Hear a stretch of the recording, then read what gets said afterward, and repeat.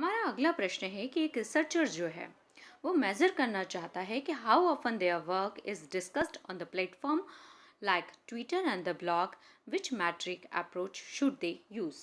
अगर एक शोधकर्ता ट्विटर और ब्लॉग जैसे प्लेटफॉर्म्स पर अपने काम को कितनी बार उसकी चर्चा होती है या जानना चाहता है तो किस मैट्रिक पद्धति का वो प्रयोग करेगा।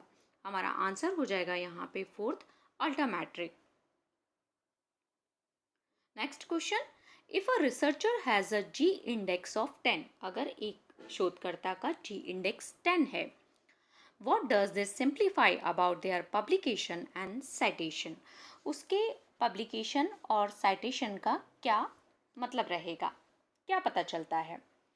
तो यहाँ पे हमारा आंसर हो जाएगा first one, there top 10 publication have together receive at least 100 citations. Which recent trend in library research most directly address the challenge of maintaining user privacy in the era of big data analytics?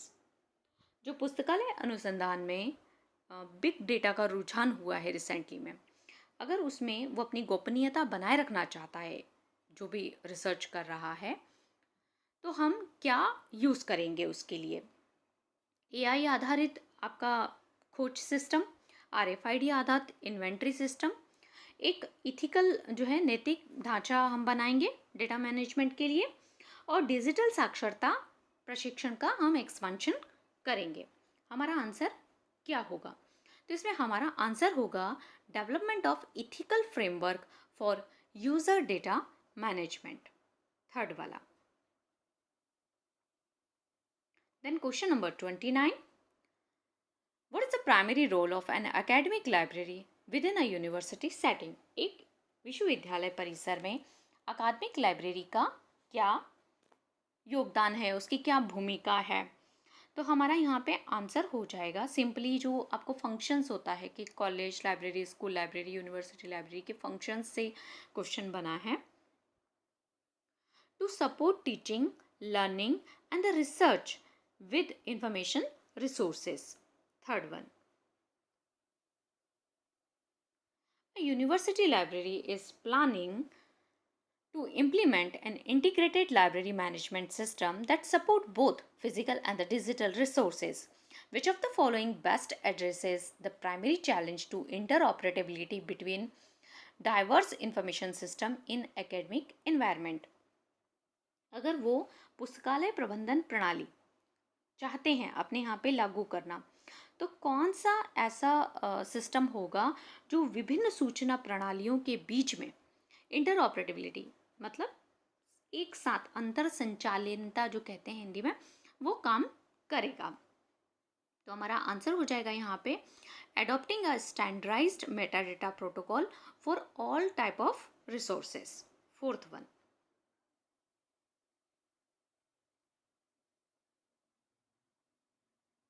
Our next question, which of the following best describe a primary objective of a public library and information system? निम्न में से कौन सा विकल्प सार्वजनिक पुस्तकालय एवं सूचना प्रणाली के प्राथमिक या प्राइमरी ऑब्जेक्टिव जो हैं उनको फुलफिल करता है या उनको अच्छे से डिस्क्राइब करता है, बताता है। तो यहाँ पे हमारा आंसर हो जाएगा providing equitable access to information for all, जो हमारा होता है कि सभी को सूचना समान रूप से मिलनी चाहिए। Question number 32, a municipal government is planning to improve access to information and undeserved community, which strategy best align with one core principle of a public library and information system? आपने यूजीसी नेट का 10th unit देखा होगा, उसमें बहुत सारे public library system, information special library system, बहुत सारे library information system से बात की जाती है। वहाँ से ये क्वेश्चन फ्रेम आउट होते हैं कि एक पब्लिक लाइब्रेरी इंफॉर्मेशन सिस्टम कैसे काम करता है, उसके लिए क्या क्या रिक्वायरमेंट होती हैं। तो क्वेश्चन नंबर 32 में हमारा आंसर हो जाएगा establishing mobile library service for remote communities.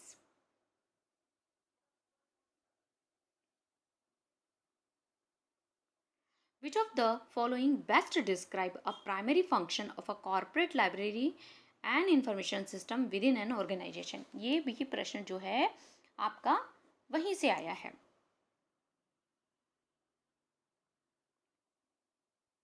33 पे थे ना, सॉरी। हाँ, तो ये हमारा आंसर हो जाएगा 33 वाले का 4, supporting decision making with information resources. A multinational corporation is planning to implement a new information system to support its global research and development team, requiring secure knowledge sharing, centralized document management, and integration with external databases, which feature should be prioritized to maximize the effectiveness of a corporate library and information system in this context। अब ये जो है ये आपका corporate library information system से question पूछा गया है। यह हमारा हो जाएगा robust authentication and access control mechanism, last one वाला। देखिए मैं सारे ऑप्शन नहीं पढ़ रही हूँ, सारे ऑप्शन क्योंकि पेपर बहुत लेंदी है और फिर मैं सारे ऑप्शन पढ़ूंगी तो वीडियो बहुत ज़्यादा लेंदी हो जाएगा।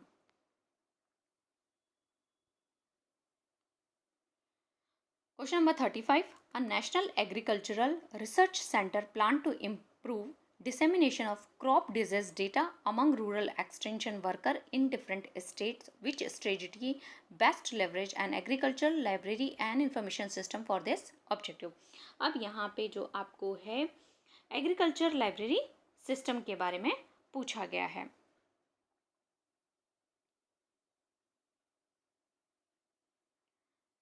Centralized multilingual digital repository with mobile access, distributing crop disease manual to regional offices, creating a single language digital archive for researcher, setting up a local library with independent catalog in each district। तो हो जाएगा हमारा first वाला कि सबसे पहले हम centralise multilingual digital repositories बनाएंगे with mobile access. Which of the following best describe an archive within the context of heritage system? अगर एक हम अभिलेखागार मतलब हेरिटेज एनवायरनमेंट के बारे में हम उसके संदर्भ में बात कर रहे हैं तो एक आर्काइव के लिए सबसे अच्छा विकल्प या उसका वर्णन करने वाला क्या रहेगा? ये हो जाएगा फोर्थ वाला हमारा a repository that preserve historical document and records, क्योंकि हम यहाँ पे हेरिटेज की बात कर रहे हैं। फिर हमारा question number 37। A public library wishes to implement a community information system to support local needs, which approach best align with the core principle of CIS in library and information system। तो यहाँ पे हमारा answer हो जाएगा engaging stakeholders for community needs, 4 वाला। Which approach best ensure that library information services are inclusive for person with disability, children and women। अब आपसे ये पूछा गया है कि ऐसा कौन सा तरीका है जिससे हम ये सुनिश्चित कर सकते हैं कि हमारी जो लाइब्रेरी की सर्विसेज हैं वो बच्चों को, महिलाओं को, विकलांग व्यक्तियों को, सभी को मिल सकेंगी। तो हमारा आंसर हो जाएगा designing adaptive technologies and program, 3rd वाला। इस तरह की कार्यक्रम और टेक्निक्स को यूज़ करना, उनको डिज़ाइन को मतलब अडॉप्ट करना कि उससे हम इन सभी को सर्विसेज दे पाएँ। फिर question number 39। Which of the following best describe knowledge within the context of the knowledge hierarchy in library science? जो नॉलेज हायरार्की है, देखिए अभी जो है आपका नॉलेज हायरार्की से क्वेश्चन कंटिन्यू आ रहे हैं। लास्ट 2 ईयर के आप डिफरेंट एग्जाम्स देखेंगे तो नॉलेज हायरार्की से क्वेश्चन हुए हैं। तो क्या है जो हमारा नॉलेज हायरार्की बताता है? तो नॉलेज हायरार्की बताता है आपका ऑर्गेनाइज इंटरप्रिटेबल इंफॉर्मेशन, व्यवस्थित और समझने योग्य हमारी जानकारी।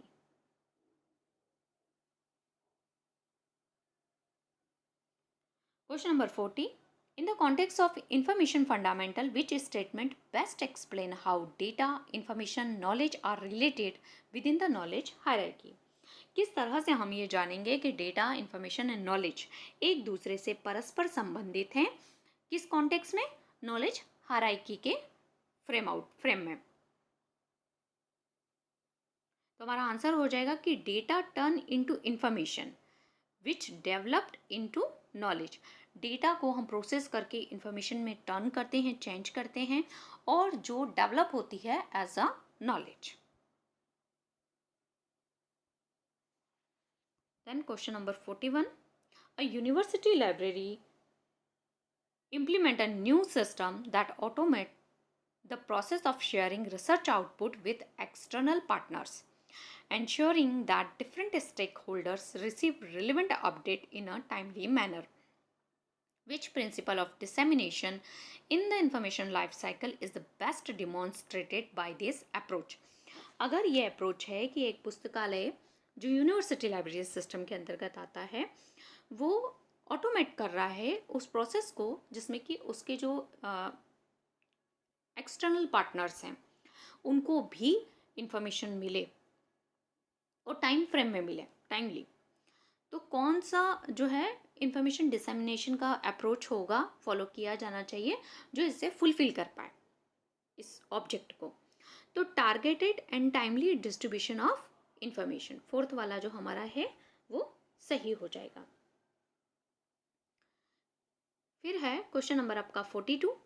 अ national library plan to support economic development by providing targeted information services to the small and medium enterprises in a developing country, which strategic management action would most effectively ensure these services contribute to national development objective? यहाँ पे हमारा answer हो जाएगा आपका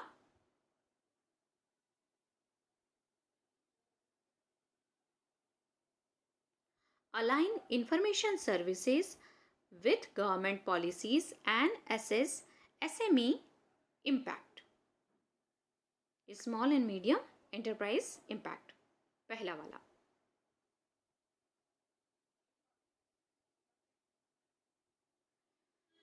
Which of the following best illustrate the difference between verbal and the non-verbal communication within a library setting? Library setting में मौखिक और गैर मौखिक संचार के अंतर को सबसे अच्छा क्या बताता है? ये जो ऑप्शन आपके दिए हुए हैं। तो वर्बल कम्युनिकेशन जो है उसमें हम वर्ड्स यूज़ करते हैं और जो नॉन वर्बल होता है उसमें हम बॉडी लैंग्वेज और गेस्चर्स यूज़ करते हैं। तो थर्ड हमारा यहाँ पे आंसर हो जाएगा। Question number 44. A university is planning to support open science initiative by revising its scholarly communication practice, which approach best align with current trend in scholarly communication and promote both accessibility and academic integrity? तो यहाँ हमारा answer हो जाएगा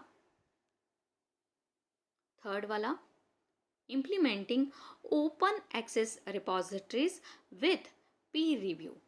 ये आपका answer होगा यहाँ पे कि हम संघ के सहकर्मियों के साथ खुली पहुंच वाले इंप्लीमेंट करें।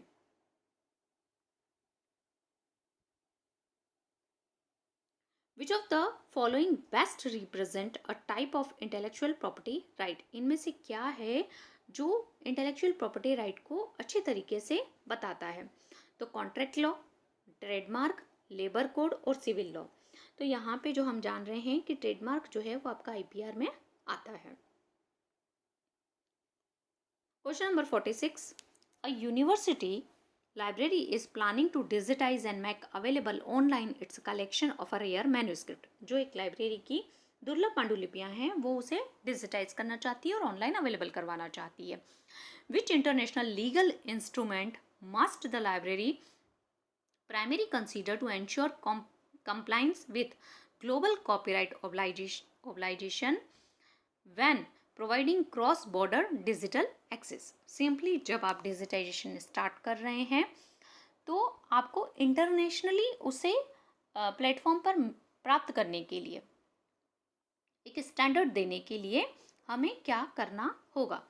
तो ये आपका इसका आंसर हो जाएगा द वीपो कॉपीराइट ट्रीटी। उसकी जो गाइडलाइंस है उसमें ये सब फुलफिल हो जाएगा। Which of the following best describe a major objective of the NML are recommended by the NKC to focus slowly on preserving rare manuscript library, to modernize and the digital link public library across India, to establish only rural libraries in underserved areas, to increase library staff without modernization। तो हमारा यहाँ पे answer हो जाएगा to modernise and digitally link public library across India. Question number 48. A library director is developing a strategic plan to align with the NML as recommended by NKC. Which initiative best reflect the NML's core focus as outlined by NKC? अब देखिए, अभी तक आपको जो है NKC से question आ रहे थे, NML से आ रहे थे, डायरेक्टर कौन थे, प्रोजेक्ट किसने लॉन्च किए थे, इनकी बॉडीज़ में कौन मेंबर्स थे, नोडल एजेंसीज क्या थी, इनकी रिकमेंडेशंस क्या थी। अब जो रिकमेंडेशंस हैं उसी को बेस बना के नए तरीके से क्वेश्चन पूछे गए। तो ये जो दोनों क्वेश्चन हैं ये आपकी अपकमिंग एग्ज़ाम के लिए बहुत इंपॉर्टेंट हैं कि किस तरह से अभी तक आप जो फैक्ट पढ़ते आ रहे हैं उन्हें चेंज करके उन्हीं को बेस बनाकर नए तरीके से कैसे आपसे क्वेश्चन पूछे जा सकते हैं। तो national digital network for library resource sharing, ये हमारा इसका आंसर होगा।